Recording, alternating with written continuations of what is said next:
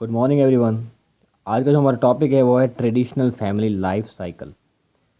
जो family life cycle है इसका मतलब ये है कि जो फैमिली है वो कौन कौन से स्टेजेस से गुजर कर एक कंप्लीट फैमिली बनती है या एक कंप्लीट एक सोसाइटी में वो एक अपना एक स्टेटस मार्केट में कायम करते हैं सोसाइटी में।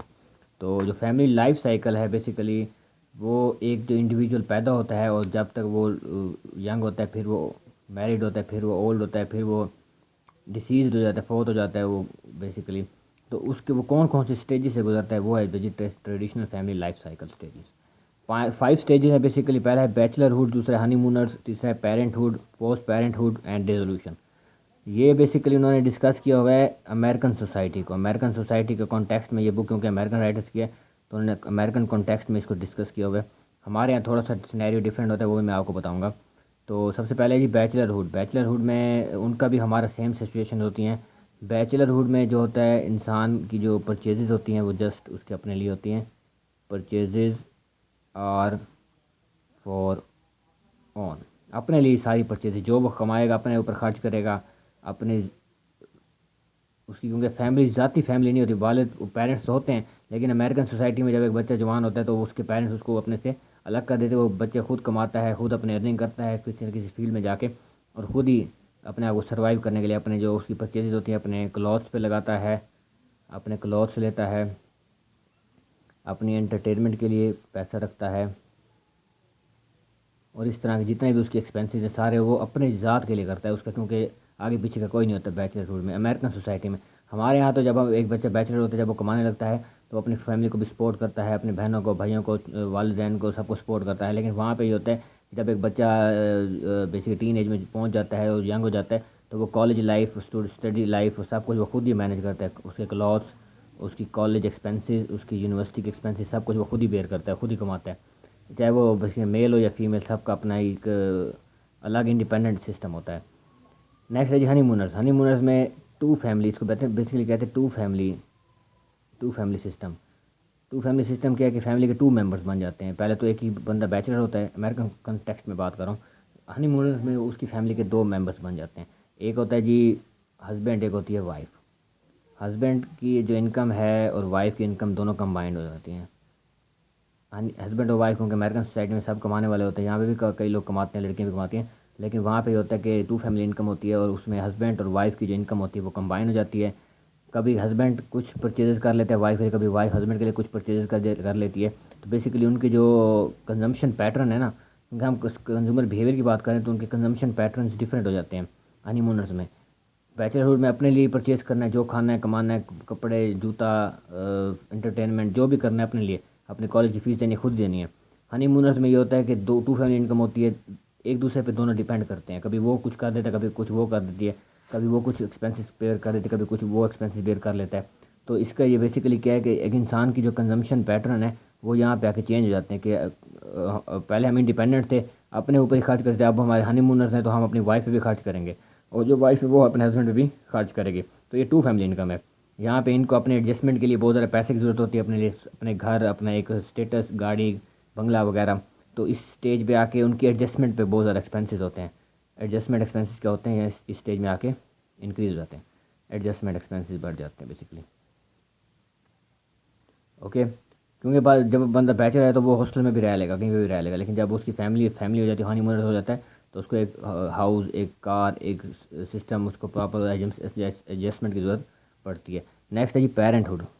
पेरेंटहुड कब स्टार्ट होता है, जब एक हनीमूनर्स के यहाँ एक थर्ड पर्सन आ जाता है, मतलब उनका एक चाइल्ड, उनका बेटा या बेटी जो आ जाता है, तो वो पेरेंटहुड में चला जाता है। वन चाइल्ड जब पैदा हो जाए तब से वो स्टेज जो हो जाती है वो क्या हो जाती है, पेरेंटहुड की स्टार्ट हो जाती है।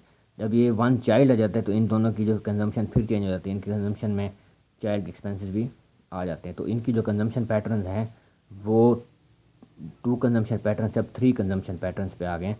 कि हनीमूनर्स जो थे वो अब 2 थे, उनके एडजस्टमेंट पे खर्चे थे, उनके अपने एक दूसरे को गिफ्ट देने वगैरह वगैरह, तो उस चीज़ पे एक्सपेंसेस थे। अब उन दोनों की सारी तवज्जो किसी तो चाइल्ड की तरफ आ गई है। अपने आप दोनों को कम एक्सपेंसेस बेयर करेंगे, अपने लिए कम खरीदेंगे, चाइल्ड के लिए ज़्यादा परचेज करेंगे। इस स्टेज में जो पेरेंट्स हैं, पेरेंट्स की जो परचेज होते हैं, पेरेंट्स परचेज फॉर चाइल्ड, तो चाइल्ड के उनकी परचेज क्या हो जाती है, पेरेंट्स की बढ़ जाती हैं बेसिकली। तो उसके अलावा जो पेरेंटहुड है उसमें ये होता है कि जो चिल्ड्रन के जो एक्सपेंसेस होते हैं, जो चाइल्ड है फॉर एग्जांपल, उसके जो क्लॉथ्स हो गए, उसकी स्कूलिंग हो गया, उसकी हाई स्कूल एजुकेशन हो गया, या उसकी कॉलेज एजुकेशन हो गई, या उसके क्लॉथ्स हो गए, या उस तरह की जो भी उसके जितने भी एक्सपेंसेस हैं, सब क्या करते हैं, उनकी फैमिली बेसिकली बेयर करती है। तो इस स्टेज पे जो एक्सपेंसेस हैं वो 3 हिस्सों में तकसीम हो जाते हैं। पोस्ट पेरेंटहुड वो स्टेज है जब एक बच्चा जो था अब वो यंग हो गया, टीन एज में पहुंच गया। व्हेन चाइल्ड ऑफ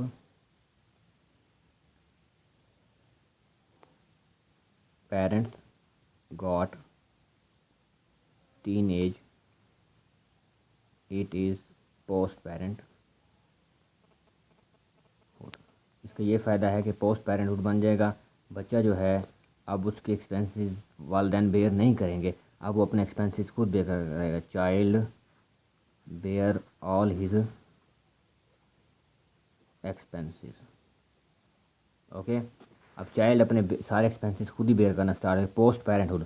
कि पेरेंटहुड के बाद, पेरेंटहुड क्योंकि अमेरिकन कॉन्टेक्स्ट में ये होता है कि जब एक बच्चा टीन एज में पहुंचता है तो उसके पेरेंट्स उसके एक्सपेंसेस बेयर नहीं करते, वो अपने एक्सपेंसेस खुद ही बेयर करते हैं। उसके जितने भी कॉलेज के ड्यूज़ हैं, फीसेस हैं, और उसकी ड्रेसिंग है, जितना भी चीज़ है, बेसिकली वो दोबारा ये जो बच्चा था जो पैदा हुआ था अब ये बैचलरहुड में चला गया, इसका ये भी हम कह सकते हैं। लेकिन उसकी जब वो अलग बात होगी, जब ये बच्चा बैचलरहुड में जाएगा तो ये फिर नेक्स्ट हनीमूनर्स में इस तरह एक अब हम एक शख्स की बात करें जो कमाना था, उसने शादी की, हनीमूनर बना, फिर उसने पेरेंटहुड, उसका एक बच्चा आया, फिर उसका बच्चे उसको छोड़ के चले गए जब वो बच्चे 18 साल के हुए, एंड उसके बाद बच्चे छोड़ के चले गए। तो नेक्स्ट जो फिफ्थ स्टेज है उसकी हम बात करेंगे, वो थोड़ी सी डिफरेंट है पोस्ट पेरेंटहुड से। अब नेक्स्ट अगर ये भी बात करें कि इस स्टेज पे बच्चे छोड़ के चले गए और इस स्टेज पे जो पेरेंट्स होते हैं वो बेसिकली ओल्ड होते हैं, उनकी इनकम भी कम होती है, तो वो मुश्किल से अपना गुजर बसर करते हैं, उनके एक्सपेंसेस ज़्यादा होते हैं, उनकी इनकम कम होती है, क्योंकि बच्चे छोड़ के चले गए, बच्चे तो नहीं कमा रहे उनके साथ, उनको नहीं दे रहे।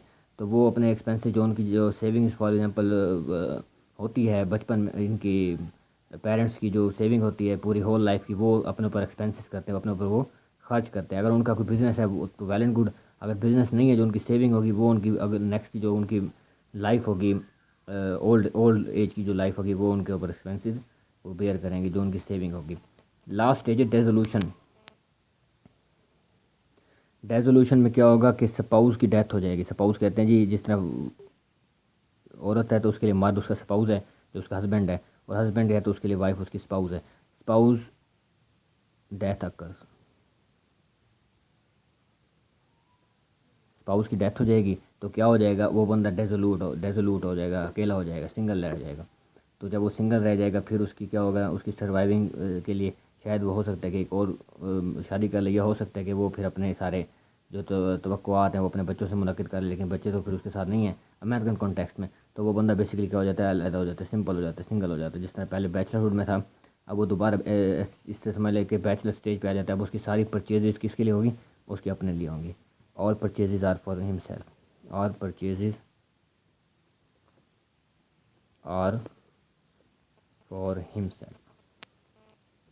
क्योंकि अब बच्चे नहीं है, ना बीवी है, ना कुछ है, तो बेसिकली इसकी सारी कंजम्पशन पैटर्न्स क्या हो जाती हैं, अपने लिए हो जाते हैं। अपने ऊपर खर्च करेगा, जो उनकी सेविंग होगी अपनी क्लॉथिंग पे, अपने फूड पे, अपने एंटरटेनमेंट पे, अपने एक्सपेंसेस पे। हो सकता है कि वो एक और शादी कर ले तो उसकी फिर दोबारा से उसकी बेसिकली हनीमूनर वाली लाइफ स्टार्ट हो जाएगी, टू फैमिली इनकम बन जाएगी। लेकिन मोस्टली ये होता है कि ओल्ड एज में नहीं करते शादी, तो बेसिकली क्या होता है कि इस स्टेज में बंदा अकेला हो जाता है, उसकी सारी परचेजेस अपने आप ही होती है। So that's all for today's lecture. If you have any question regarding the family life cycle, you are free to ask me, and subscribe my channel Noor Business Institute. Thank you so much.